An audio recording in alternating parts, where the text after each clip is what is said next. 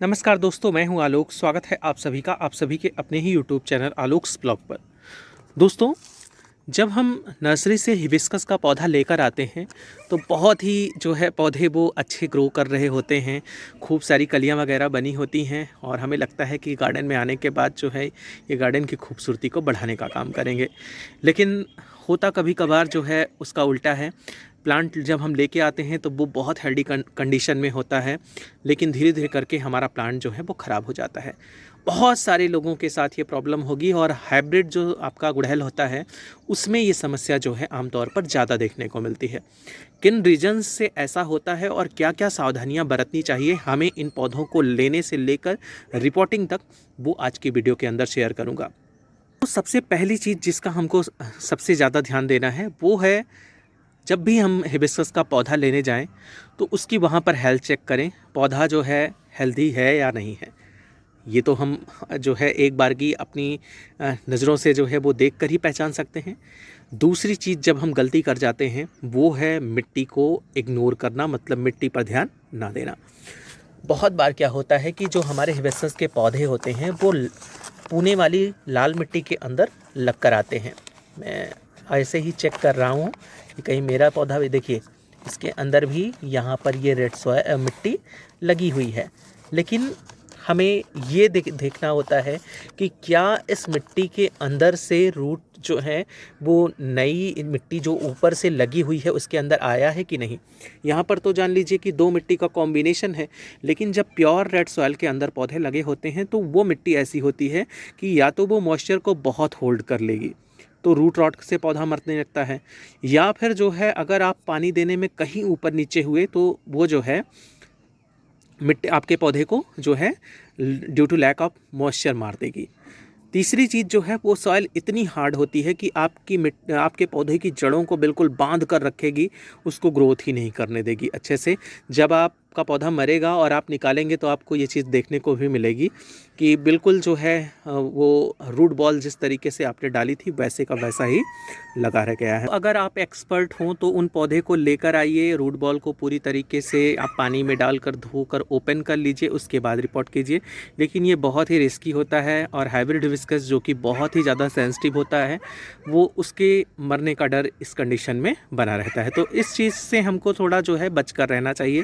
Red मिट्टी में ना लगा हो पौधा तो ठीक है, वरना अगर लेके आ रहे हैं तो समझ लीजिए कि अगर आप रिपोर्टिंग उसको ओपन करके कर रहे हैं तो अच्छी बात है, वरना जो है दिक्कतें आगे चलकर हो जाती हैं। ये तो रही पहली बात। दूसरी बात जो है, जब हम पौधा घर पर लेकर आते हैं तो इनको तुरंत ही रिपोर्ट मत कीजिए। गार्डन के एक हिस्से में रख दीजिए आप 4 से 5 दिन के लिए। जब आपके घर के का जो गार्डन होता है उसके एटमॉस्फेयर में आपके ये पौधे सेटल्ड हो जाते हैं अच्छे से, उसके बाद जब आप रिपोर्ट करेंगे तो इनके शौक में जाने के चांसेस कहीं ना कहीं कम हो जाते हैं। अगली चीज़ जिसका हमको ध्यान देना है वो है इनके लिए सॉइल मिक्सचर का प्रिपरेशन। आपका ये जो गुड़हल का पौधा होता है इनको एसिडिक सॉइल पसंद होती है। जितने भी गुड़हल के पौधे होते हैं, जितनी अच्छी एसिडिक सॉइल आपकी होगी उतना ही अच्छे से फ्लावरिंग और ग्रोथ आपके पौधे के अंदर निकल के आएगी। तो सॉइल मिक्सचर भी हमको उसी के हिसाब से बनाना है। कोशिश ये कीजिए कि आप 1 part garden soil, 1 part compost और 1 पार्ट जो है आपकी सैंड मिलाकर जो है सॉइल मिक्सचर को प्रिपेयर कीजिए। और अगर आपके पास जो है थोड़ा केले के छिलके का पाउडर हो सूखा हुआ, या फिर जो है केले के छिलके ही हों सूखे हुए ड्राई कंडीशन में, भले ही वो पाउडर फॉर्म में ना हो, वो आप थोड़ा डाल इसके अंदर डाल सकते हैं। बोन मील जो है आपके इस पौधे को फास्फोरस बहुत कम पसंद होती है, इस वजह से अगर आप बोन मील डालते हैं तो बहुत ही कम डालिए। बहुत बार क्या होता है आप इस पौधे को जो है बोन मील दे देते हैं, ये अपनी पत्तियां एक एक करके गिराता चला जाता है और जब पत्तियां रहेंगी ही नहीं तो इसके ग्रोथ करने का और बचने का कोई चांस रहता ही नहीं। तो इतनी चीज़ों का हमको ध्यान जो है वो शुरुआती स्टेज में कर लेना है। चलिए मैं आपको अपने इनमें से एक पौधे को रिपोर्ट करके दिखाता हूँ।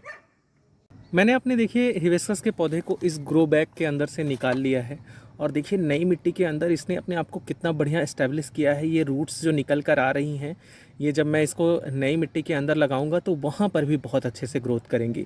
यही चीज़ लाल मिट्टी के अंदर देखने को कब मिलती है। जो लाल मिट्टी में पौधे लग कर आते हैं उनकी रूट्स जो होती हैं वो अंदर ही अंदर बाउंड होकर रह जाती हैं, वो बाहर निकल ही नहीं पाती, और बाकी की जो मैंने दिक्कतें बताई वो तो आती ही हैं। अब ये इस तरीके से जब मेरी रूट बॉल बनी हुई है और बहुत बढ़िया से जो है रूटिंग इसके अंदर चल रही है, तो मैं इसको बिल्कुल भी डिस्टर्ब नहीं करने वाला। लाल मिट्टी के अंदर होता तो मैं पानी में भिगो कर रखता, उसको अच्छे से वॉश करता, उसके बाद जो है नई मिट्टी के अंदर डालकर लगाता और कुछ दिन के लिए शेड में रखता। अब इस तरीके से मैं इस रूट बॉल को बिल्कुल भी डिस्टर्ब नहीं करूंगा। थोड़ी थोड़ी ऊपर से जो है ये मिट्टी मैं हटा दूंगा। और यहाँ पर मैंने इसको देखिए 10 इंच का पॉट लिया है रिपोर्ट करने के लिए। गुड़हल का पौधा जब भी आप लगाइए वो 10 से 12 इंच का ही पॉट लीजिए, वरना अगर छोटे पौधे हैं तो 8 इंच के भी उस गमले में चल जाएंगे 1 आध साल बाद में। आपको नया गमला जो है वो देना पड़ेगा।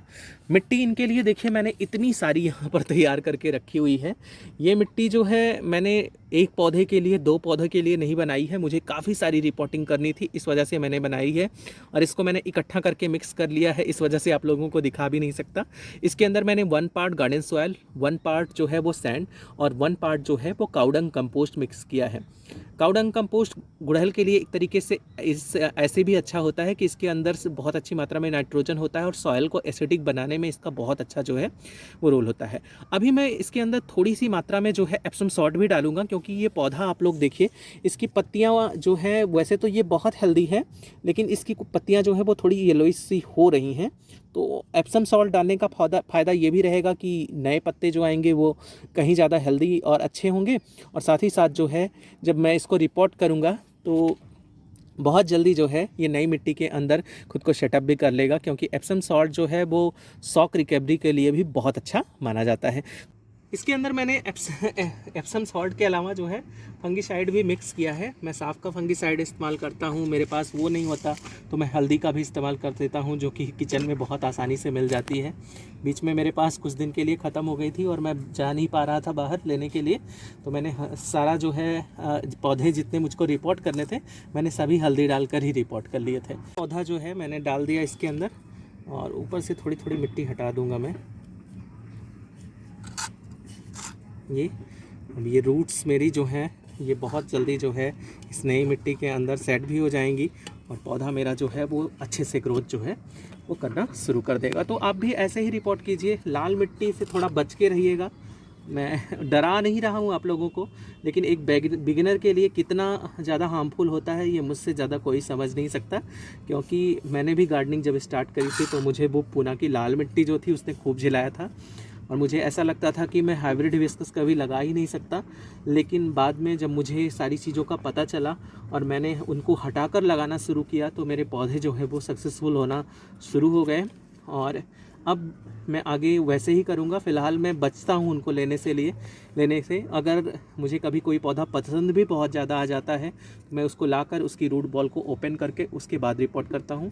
पौधा रिपोर्ट हो गया है, अब इसको पहली बार दे देना है खूब अच्छे से पानी, जब तक ड्रेनेज होल से जो है एक्स्ट्रा वाटर बाहर ना निकलने लगे। और उसके बाद मैं इसको उठाकर रखूँगा शेड में।